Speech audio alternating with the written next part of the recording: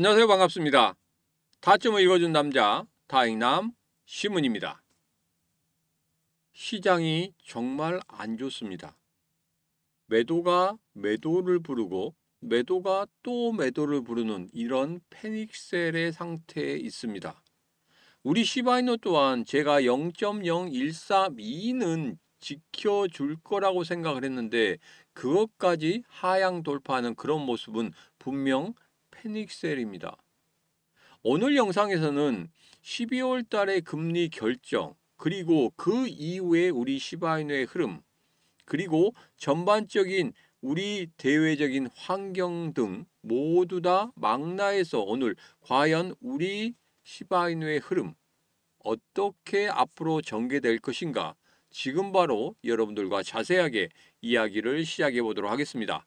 자, 오늘도 우리 시바이노 힘차게 외치면서 시작해 보도록 하죠. 시바이노 가자!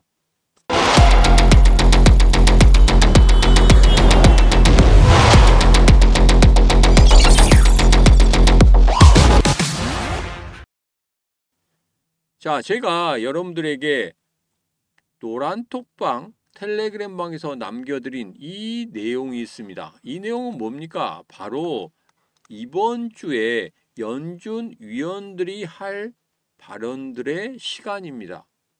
왜 중요하느냐? 12월 9일, 10일에 연준의 회의가 있죠. 그리고 우리나라 시간으로 11일 04시에 금리 결정이 있습니다. 그 전에 연준 위원들이 과연 무슨 생각을 하고 있는지 여기에 대해서 우리가 먼저 알아볼 수 있는 그런 것이기 때문에 정리가 정말 필요하다 이렇게 말씀드리면서 그 발언이 나올 때마다 제가 정리를 해드리겠다 이런 말씀을 드렸습니다. 자, 오늘은 첫 번째 시간이죠. 첫 번째 시간이고 무슨 이야기를 했는지 하나씩 살펴보도록 하겠습니다. 자, 제퍼슨 같은 경우에 추가 인하는 천천히 하는 게 좋다. 12월 달에 금리 인하 빠르지 않게 해도 된다. 넘어가도 된다. 이렇게 이야기를 했었고, 그리고 월러 같은 경우에는 금리 인하해야 된다. 왜? 지금 고용노동 시장이 안 좋다는 게 확연히 나타나고 있지 않느냐. 우리들이 그것을 확인하고 있지 않느냐. 그렇기 때문에 금리 인하를 해야 된다. 이렇게 이야기를 하고 있고, 그리고 윌리엄 같은 경우에는 유동성 관리를 위해서 채권 매입을 해야 된다. 이건 뭡니까? 양적 완화죠. 12월 달에 파월이 양적 완화를 한다고 했기 때문에 이 부분에 대해서는 그냥 이견이 없습니다. 그렇긴 하지만 지금 현재 연준 위원들까지도 서로 간에 의견이 갈려지고 있다. 자, 이제는 이 위원들의 이야기는 물론 중요하긴 하지만 제가 데이터를 중심으로 여러분들에게 12월 금리 결정에 대해서 한번 이야기를 해보도록 하겠습니다. 자, 10월 20일 날 정말 중요한 운명의 날이죠. 무슨 운명의 날입니까? 신규 실업수당 청구 건수, 그리고 9월 달 지표인 비농업 고용지표, 그 다음에 실업률까지 발표가 됩니다. 자, 데이터 공백으로 인해서 정부 셧다운, 그것으로 인해서 10월에 자료가 누락된 상황에서 어디까지나 가장 중요한 9월 달의 지표, 이게 12월 달의 금리 결정에 있어서 정말 중요하게 될 것이다. 자, 여기에서 중요한 포인트는 딱 하나입니다. 조금 확대해서 보도록 하겠습니다. 자, 강한 고용은 금리 인하 기대가 약화될 것이고 달러 채권 금리 올라갈 것이고 위험 자산은 약세로 전환이 될 것이다.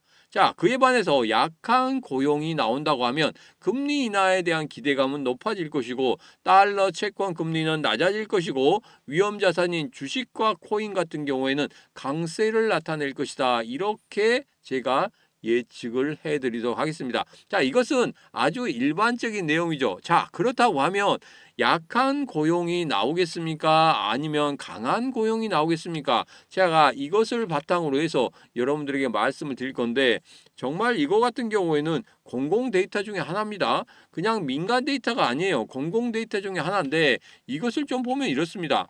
지금 보면 비농업 고용 증가가 약 5만 명 선에 중간값으로 나와 있습니다. 자, 그런데 여기서 보면 뭔가가 좀 이상하지 않습니까? 5만 명이 증가가 됐다고 하는데 올해 안에 모든 수치들을 확인해 보니까 어떻게 되고 있습니까? 가장 낮은 가격의 하나다.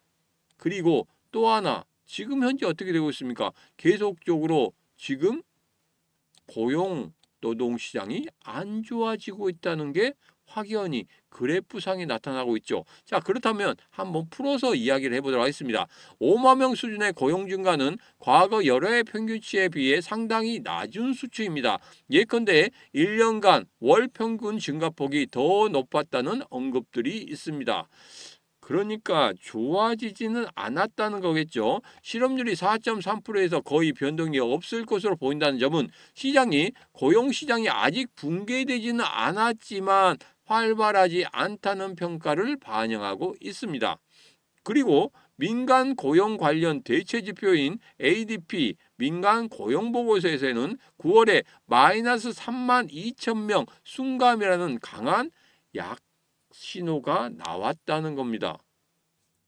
이것을 봤을 때 고용시장이 결코 좋아지지 않고 있고 지금 현재 상당히 안 좋은 흐름을 보이고 있다는 것, 이것은 우리들이 이 지표로서 확인할 수가 있습니다. 자, 그러면 CPI 지표, PPI 지표는 과연 어떻게 나올 것으로 예측하는지 지금부터 알아보도록 하겠습니다. 자, 지금 알아보기 전에 이러한 중요한 지표들 먼저 알아보고 해석을 해주는 사람, 이 시문밖에 없습니다. 지금 바로 이 시문과 같이 하시면 되겠습니다. 어떻게? 구독, 좋아요, 알림 설정, 그리고 공유를 통해서 같이 해주시면 되고, 지금 영상 아래쪽에 보면 이렇게 더보기에 있습니다. 더보기에 시문과 코인시장 대응하기, 노란 톡방, 텔레그램방, 라이브 방송 참여할 수 있는 링크가 있기 때문에 그 링크 타고 들어오셔서 이 시문과 같이 하시고 이 중요한 정보들 미리 먼저 누구보다 먼저 알아가신 다음에 여러분 베팅 하시는데 꼭 중요한 지표로 활용하셨으면 좋겠습니다. 자, 이제는 CPI 지표와 PPI 지표를 예측을 해보도록 하겠습니다. 조금 확대를 해서 보도록 하겠습니다. CPI 소비자 물가 지수입니다. 9월에 약 3% 수준으로 보여줬죠. 자, 10월 달에는 약 3.0에서 3.1% 정도 약간 상승하는 그런 모습을 예측하고 있다. 자, 생산자 물가 지수입니다. 최근 발표는 연율 상승률이 약 2.6%로 낮아졌습니다. 9월 전망이 약 2.6% 수준이다. 월간 상승률은 0.2% 또는 그 이하일 가능성이 있다. 관세로 인한 인플레이션, 이 부분에 대해서 많은 영향을 주지 않고 있다 하는 그런 이야기가 나오고 있죠. 자, 여기서 CPI가 연율 약 3% 수준에 머물 것으로 보인다는 것은 인플레이션이 여전히 연준의 2% 목표보다는 높다는 뜻이다. 당연하겠죠. 다만 월간 상승률이 0.3% 정도로 크지 않는다는 것이 상승 기울기가 완만해졌다는 그러한 신호다. PPI가 연율 2.6% 수준이라는 것은 도매 물가 상승 압력이 상당히 낮아졌다는 의미로 이는 향후 소비자 물가도 둔화될 여지가 있다는 암시를 보이고 있다. 이 부분입니다. 자, 이건 뭡니까? 지금 고용지표는 점차적으로 안 좋아지고 있다는 게 확연히 나타나고 있는데 CPI 지표나 PPI 지표는 어느 정도 상승세가 둔화되고 있고 점점 더 어느 정도 안정화를 찾아가고 있다는 그러한 것들을 지금 나타내주고 있다는 겁니다. 자, 그러면 12월 달에 물론 연준 위원들이 결정을 하겠지만 이러한 지표들을 봐서는 12월 달에 금리 인하가 맞겠습니까? 금리 동결이 맞겠습니까? 제가 12월 달에 금리 인하에 베팅하는 이유가 바로 이러한 이유 때문에 그렇습니다. 그래서 12월에 금리 인하가 된다고 하면 그리고 양적 완화가 된다고 하면 분명히 좋은 흐름을 가질 수가 있고 그리고 또 하나 도지코인이 현물 ETF 승인이 된다는 확률이 높아지고 있죠. 된다고 하면은 밈코인도 분명히 상승하는 흐름을 가질 수밖에 없겠다. 그러면 우리 시바이누에 대한 현물 ETF 기대감도 높아질 수밖에 없을 것이다. 저는 그렇게 생각하고 있습니다. 자, 지금의 현재 일봉을 보면서 다시 한번 정리를 해보도록 하죠. 제가 이전에 말씀드렸지만 0.0132 이것을 깨고 내려가면 안 된다 이렇게 말씀드렸는데 지금 같은 경우에는 하향 이탈을 했습니다. 이거 같은 경우에 정말 패닉셀이 아닐 수밖에 없다는 겁니다. 자, 그리고 어제 라이브 방송 때 이런 말씀 드렸었죠. 지금 시바이누가 계속적으로 하락하는 그런 모습과 지금 여기서 탈출해야 되는 그런 이유에 대해서 말씀드렸습니다. 제가 2, 3개월 전부터 라이브 방송 때 우리 시바이누를 과연 어떻게 볼 것인가 그 부분에 대해서 말씀드렸거든요. 자, 여기서 정리를 좀 한번 해보도록 하겠습니다. 지금 민코인 전반의 수요 둔화 이것은 우리들 다 알고 있는 것이고 그리고 생태계 유틸리티 측면의 취약성입니다.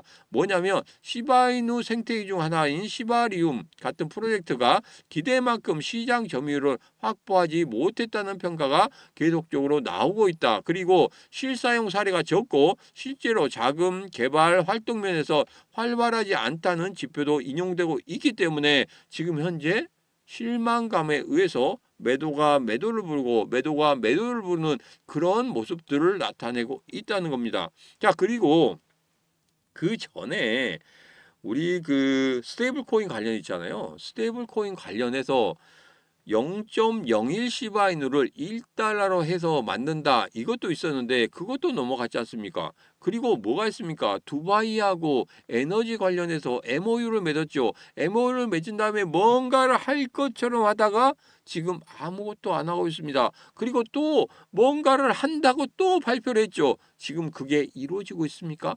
아무것도 이루어지지 않는단 말이에요. 그리고 또 하나 가장 중요한 핵심적인 내용이 또 하나 있었죠.